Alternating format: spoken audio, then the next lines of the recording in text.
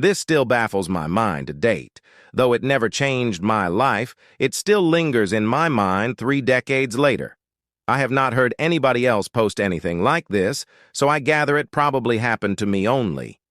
Daily, I wish it would happen again today because now I have knowledge and the understanding of the world around me. I have a vivid memory of that night.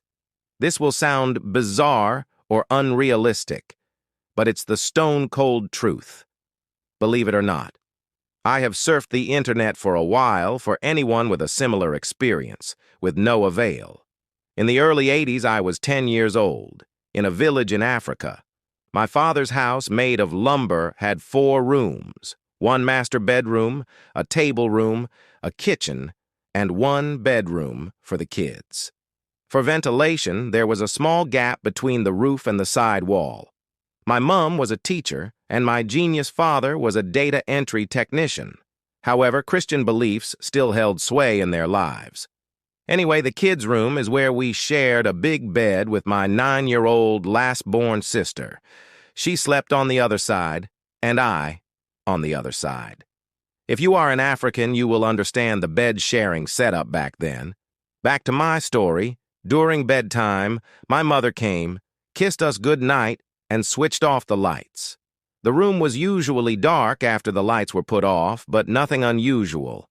But in the wee hours of the night, I felt my sister kicking the blankets and shouting, "Shoo, shoo!" then calling my name. With my sleepy eyes, I asked her what's wrong. She replied, "There is a cat on the bed." I looked, and for sure, I could see eyes of a cat-like animal on top of the bed. I opened my eyes wider and saw green eyes gazing at me. I asked my sister if she could see it. She replied, "Yes, it's looking at me." Mind you, this cat was between me and my sister, so there is no way it would have been looking at her and me at the same time. We quickly covered our heads in the blankets in fear as we tried to kick it off the bed, but we ran out of air. I decided to take a look to see exactly what it was. It was at this moment that we locked eyes. The green eyes had no pupil, just a cat-shaped green eyes.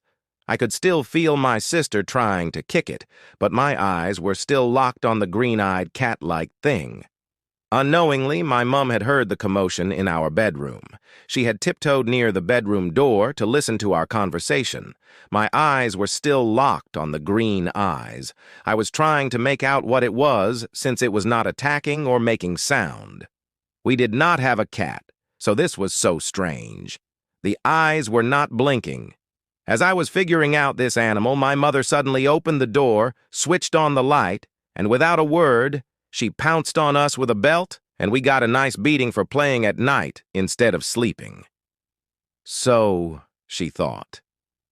I tried to explain to my mother, but she did not see anything like a cat, or anything jump out of the ventilation space. The following morning was a Sunday. I woke up confused and thought it was just a dream and never bothered to talk about it. My mother got us ready and took us to church as usual. I sat at the front bench where kids normally sat.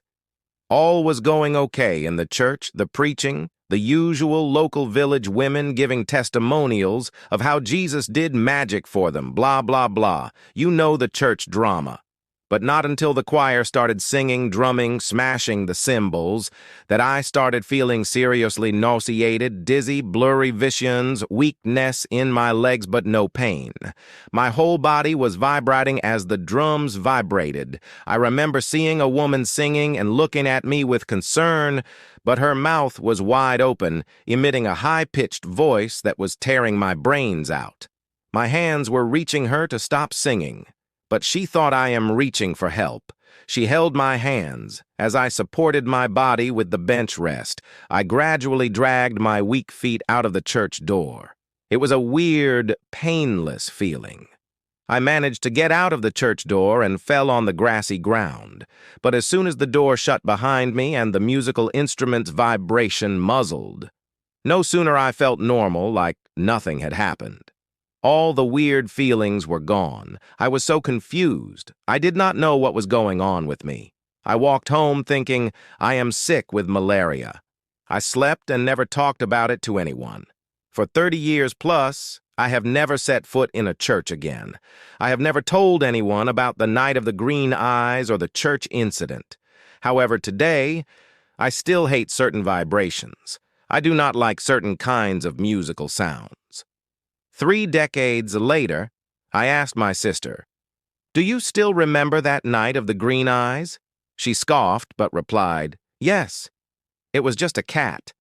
However, her being a religious person, I knew she was not willing to open up that story. Deeply, she still thinks it was an evil spirit. Me, I am a solid atheist. I believe in worldly realities.